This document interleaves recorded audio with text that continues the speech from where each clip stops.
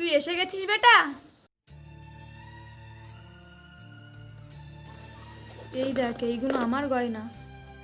এইগুলো আমি অনেক দিন ধরে সামলে রেখেছি। আমার তো বয়স হয়েছে, এগুলো আমি পরে আর কি করব। এইগুলো এখন তোর কাছে রাখ। এগুলোর ওপর শুধু তোর অধিকার আছে। এই নে ধর। বৌদি, আরে বৌমাকে কেন বলছিস? চুপ। চুপ করো না তুমি। বৌদি, একবার এইদিকে এসো তো। হ্যাঁ সুমা, বলো। বৌদি, এই নাও, এইগুলো সব মায়ের গয়না। এইগুলোর ওপরে শুধু তোমার অধিকার আছে, আমার না। আর মা, তোমাকে বলছি, তুমি যে গয়নাগুলো আঁকড়ে ধরে আছে না, এগুলো তোমার আসল গয়না না। তোমার আসল গয়না হচ্ছে তো তোমার বৌমা, নাকি এই গয়নাগুলো।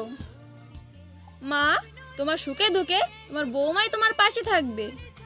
তোমার সেবা তোমার বৌমাই করবে। তুমি অসুস্থ হলে সবার আগে বৌদিই ছুটে আসবে। আমি তো ফোন পেলে আসবো। তাই বলছি মা, এইগুলোর ওপরে সবার প্রথম অধিকার বৌদির, আমার না। এইগুলো তুমি আমাকে না, বৌদিকে দাও।